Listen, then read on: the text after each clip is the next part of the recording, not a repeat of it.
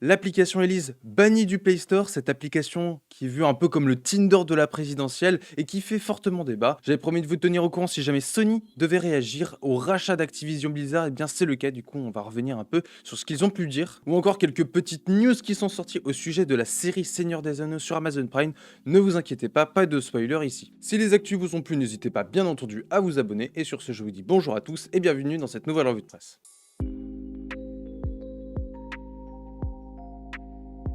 Et nous commençons les actualités avec l'app phénoménale et controversée, surtout Elise, qui a disparu du Google Play Store ce jeudi 20 janvier 2022. En effet, le cofondateur de l'application, François Marie, a été contacté par Numérama et il explique au journal que l'application a été victime d'un raid de signalement sur le Play Store. Il indique également que beaucoup d'utilisateurs ont signalé l'application comme étant liée à un gouvernement, et j'imagine que Google, comme Twitter et Facebook, supprime assez arbitrairement à partir d'un certain nombre de signalements. Alors l'application aurait été supprimée durant la nuit du Play Store et l'équipe a déjà fait ce matin une réclamation auprès de Google. Mais même avant la suppression de cette application, l'équipe de l'app était déjà au courant des signalements qu'elle avait remarqués en fait de certains militants qui avaient appelé à signaler massivement l'application. Et du coup, qu'est-ce qu'il leur est reproché concrètement? Et bien selon les signalements, il y aurait des affirmations trompeuses dans cette application, ou en tout cas sur la page de l'application.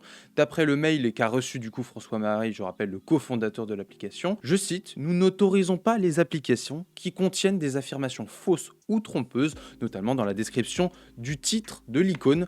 Cela inclut des applications qui mentent sur le fait qu'elles soient associées au gouvernement ou des applications qui se servent de services gouvernementaux alors qu'elles n'y sont pas autorisées tout simplement. Pour rappel, pour ceux qui ne seraient pas au courant, l'application est déjà très controversée, populaire mais controversée comme le dit l'article. En effet, depuis le mois de janvier, l'application Elise fait sensation.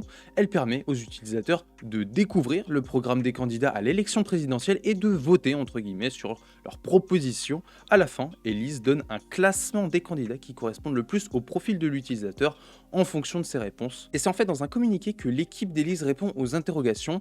Selon eux, ils ont imaginé Elise pour tenter de réconcilier les jeunes, mais plus largement en réalité toutes les générations avec le vote, à 3 mois d'une élection présidentielle menacée par l'abstention. Autre question qu'on peut se poser, l'application est-elle vraiment neutre? À cela, l'équipe d'Elise répète que Elise est strictement neutre et apartisane, aucun candidat ou candidate ne bénéficie du moindre traitement de faveur.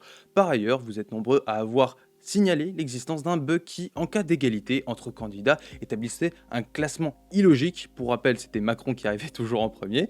Le problème est résolu dans la prochaine mise à jour. Enfin, pour terminer sur ce sujet, ses créateurs ont ainsi annoncé quelques heures avant le blocage de l'app sur le Play Store que le code d'Elise était désormais en open source sur GitHub et que l'entièreté de la base de données des utilisateurs avait été supprimée. Du coup, pour les gens qui se posaient la question est-ce que l'application est une menace, vous inquiétez pas, il y a des gens qui vont se pencher sur ce code source et ils vont vous répondre très rapidement. Et je pense que si Elise met son application, enfin l'équipe d'Elise met son application sur GitHub, c'est qu'ils n'ont rien à cacher. L'application où se trouvent les liens vers la communication se trouve bien évidemment dans la description et de toute façon vous pouvez très bien aller sur le compte Twitter d'Elise pour aller la lire. Nous parlons maintenant de Sony qui réagit à l'achat d'Activision Blizzard et évoque des obligations contractuelles pour ne pas délaisser la PS4 et la PS5.